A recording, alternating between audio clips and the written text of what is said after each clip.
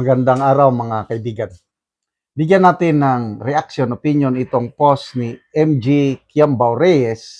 Isinare niya ang opinion ni ex-Supreme Court Justice Noel Tiham tungkol ito sa warrant of arrest ni Senator Bato. Okay.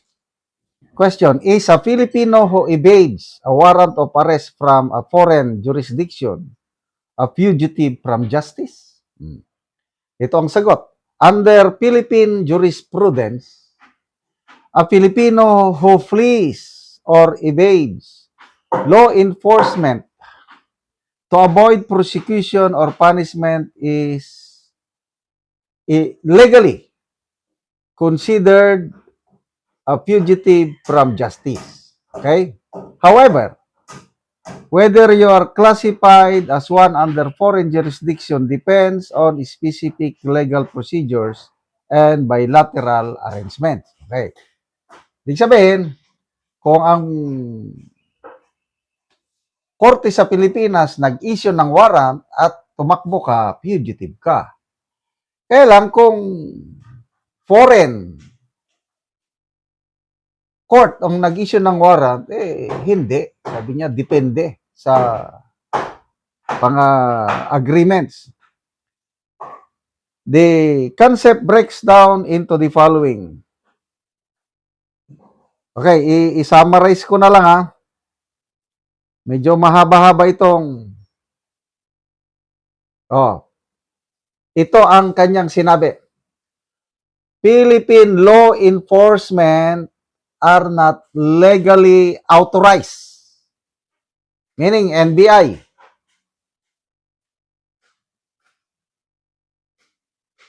Are not legally authorized to automatically execute a warrant of arrest issued by a foreign court.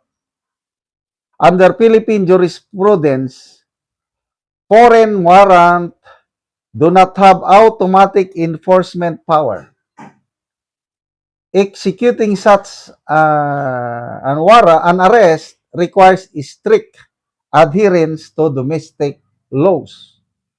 The Philippine Constitution requires that any arrest on local soil must comply with the Bill of Rights. Warrants must be validated and issued by a competent Philippine judge after a determination of probable cause. Yan po ang pahayag ni dating Justice, Supreme Court Justice Noel Tiham. Hindi mo automatic na enforce ang warrant of arrest galing sa foreign court, specifically ICC. Dadaan ka muna sa mga korte. Ganun lang yun. Dahil may Bill of Rights. Nakalagay sa Bill of Rights yung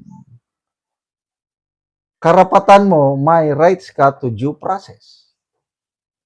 Kaya tama ang stand ng DILG, tama ang stand ng PNP na hindi nila i-enforce yung ICC warrant of arrest ni Senator Bato dahil hindi dumaan sa korte. Idaan nyo muna yan sa korte.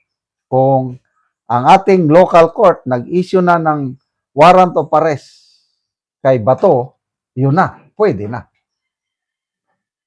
So, dito na, malaking debate ngayon. Kasi maraming nagsasabi na dahil lang daw sa Republic Act 9851, automatic na daw na pag may warrant of arrest ang ICC, diretso aresto. Iyon ang ginawa nila kay Tatay Digong. Dahil daw yung Republic Act 9851, para bang inalaw niya na ang ICC is another layer of court in the Philippines.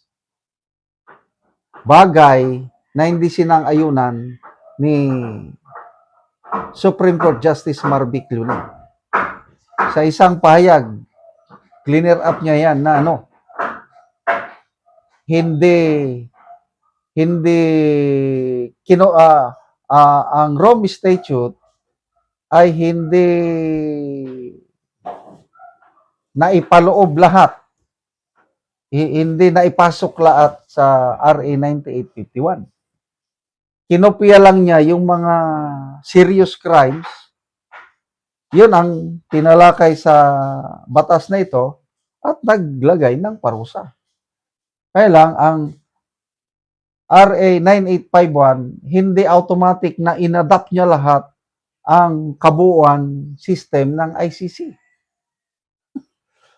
Despite ang ICC naman, sa kanilang Rome Statute, I think Article 59, very clear, nakalagay doon na any warrant of arrest na issued ng ICC pagdating sa isang bansa, dapat idaan muna sa competent legal authority.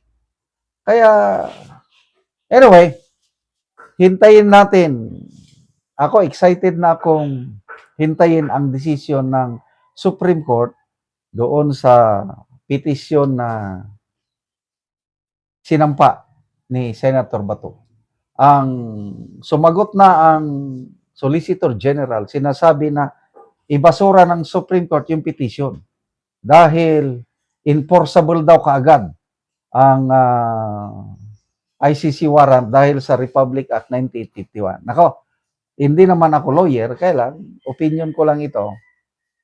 Siguradong mananalo. Sa tingin ko, mananalo si Senator Bato sa kaso niya sa Supreme Court na hindi dapat i-enforce kagad ang ICC warrant of arrest.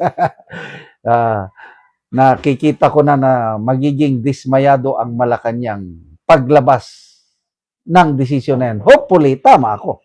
Kaya lang, I might be wrong. Let's pray na manalo si Senator Bato sa kanyang kaso. Kasi sa ngayon, nandyan na back to usual, nagtatago. Sabi na Auntie Claire, masyadong dismayado daw ang Pangulong Marcos dahil nakatakas na naman si Senator Bato. Instead na nasa kamay na nila, nagpumiglas, napalpak ang NBI. Ayun, nandun, nagtatago na ulit. Salamat mga kaibigan sa inyong pagsubaybay sa channel na ito. Nakakatulong kayo ng malaki sa tribong Talanding ng Bukidnon dahil ang sweldo natin sa channel na ito is pantulong po sa tribo. Namimigay tayo ng libreng yero at pako para makapagpatayo sila ng mas maayos na tirahan. Panoorin nyo ang video na ito. Karon na anak ko diri sa gipatindog nga balay sa natabangan na og yero. So muna ni ang iyang pag-aatupan karon. Muna ni daan lagi sa lugan.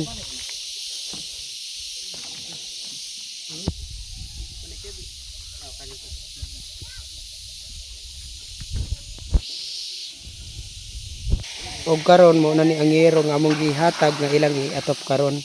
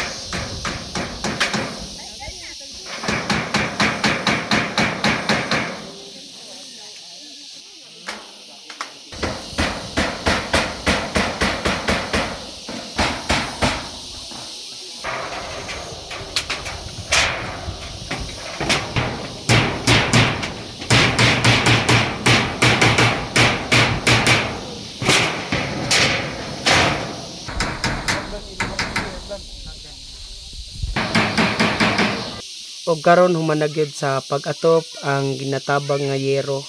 So makita gid nato nga nakaatop na sila sa ilang bag-o nga balay. Salamat gid ko sa Ginoo kay naay nagtabang sa amo og sen. Karon nakapatindog na gid ni sa among balay. Nga inaani karon kay ang among atop sa una kawayan lamang gyud. Og dili sad igo ang among kita nga kwarta kay kutob sa pagkaon. Daghan salamat. So wala mo igong ikapalit sa Yero kay ang inyong pangwarta taman ra sa pagkaon. Tama na gid sa pagkaon among makita nga pangwarta. Daot unta nga mapadayon ni nga tabang para daghan pa ang matabangan kay naa pagdaghan nga kuan ang taog tabang nga mga tao. Salamat kayo. Salamat ka.